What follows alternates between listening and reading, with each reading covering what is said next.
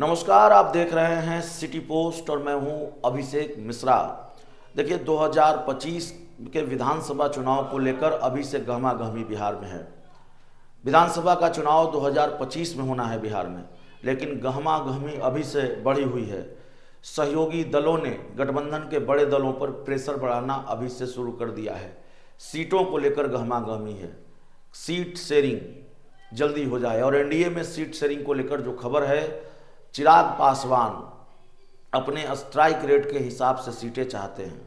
चिराग पासवान को 40-45 सीटें चाहिए, 35 से 50 सीटों के बीच में वो चाहते हैं।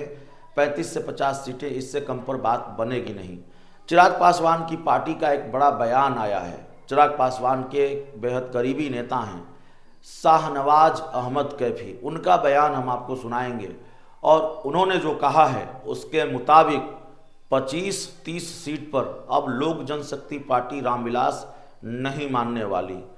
जो स्ट्राइक रेट है, उस स्ट्राइक रेट के हिसाब से बीजेपी को सीटें देनी चाहिए, लोजपा रामविलास को। तो सीटों को लेकर क्या तनातनी वाकई चल रही है, यह अपने आप में बड़ा सवाल है। अभी हाल ही में खबर आई है, 2 दिन पहले भारतीय जनता पार्टी के जो राष्ट्रीय अध्यक्ष हैं जेपी नड्डा, उनके सरकारी आवास पर एनडीए की बैठक थी।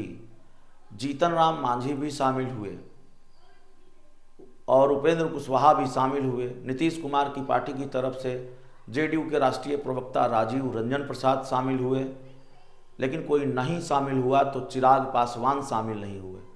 चिराग पासवान तो शामिल नहीं ही हुए, उनकी पार्टी का कोई प्रतिनिधि भी शामिल नहीं हुआ।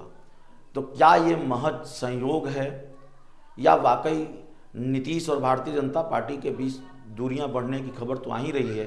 क्या चिराग और बीजेपी के बीच भी दूरियां बढ़ रही हैं?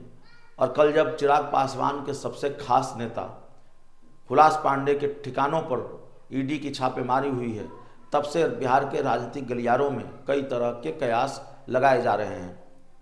वैसे शाहनवाज अहमद कैफी ने सीट शेयरिंग को लेकर क्या कहा है, जरा सुनिए जी। हमारे एनडीए एलाइज को ये पता है कि हमारा स्ट्राइक रेट 100% है, तो हमको जितनी सीटें मिलेंगी मैक्सिमम, हम उसका 100% रिजल्ट देंगे। ये पता है हमारे घटक दल के साथियों को।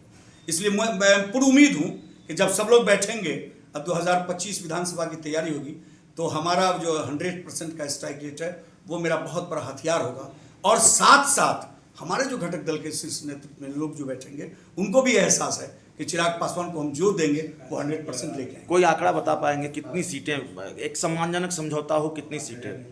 आंकड़े बताने की स्थिति में हम लोग अभी नहीं है। 25-30 पर तो नहीं मानेंगे? सवाल ही नहीं, प्रश्न 25-30 पर नहीं मानेंगे।